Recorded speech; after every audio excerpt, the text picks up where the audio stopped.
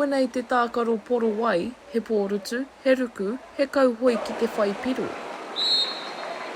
I'm really excited to play because I love playing water polo, so it's going to be really fun and it's a really good chance for Māori to come together and be able to play together. So yeah, I'm super excited. Ko Grace Rickett o Ngāti Tarawhai me Ngāti Kahu, te tehi o ngā tini kai tākaro rangatahi, ko tai mai ki Tauranga Moana nei mo te whakataitai poro wai Māori me ngā uri o te moana.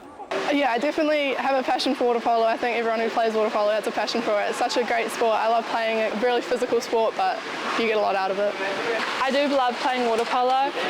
I have a great time, getting to play other teams and stuff, especially when they're hard and challenging.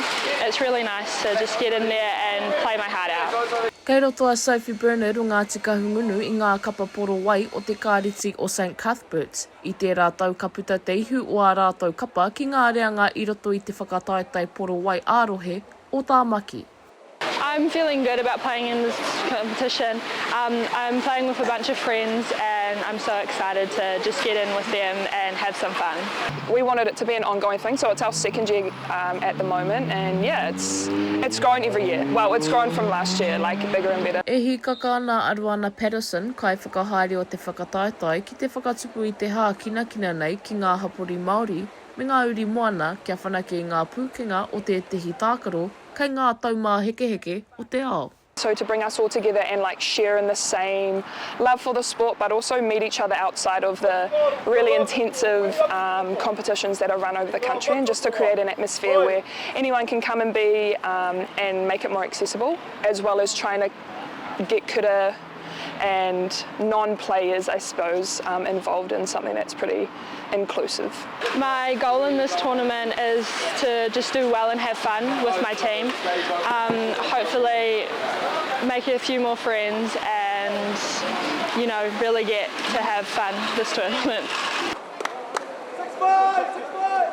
Oh, nice! Nice! My goal is just to have a lot of fun with my friends and make sure I'm playing as best as I can play and just have a good time.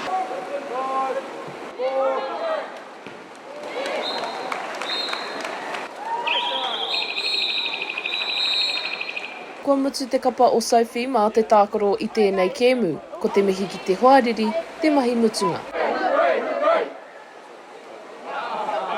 Macie Kuki, mā Aukaha.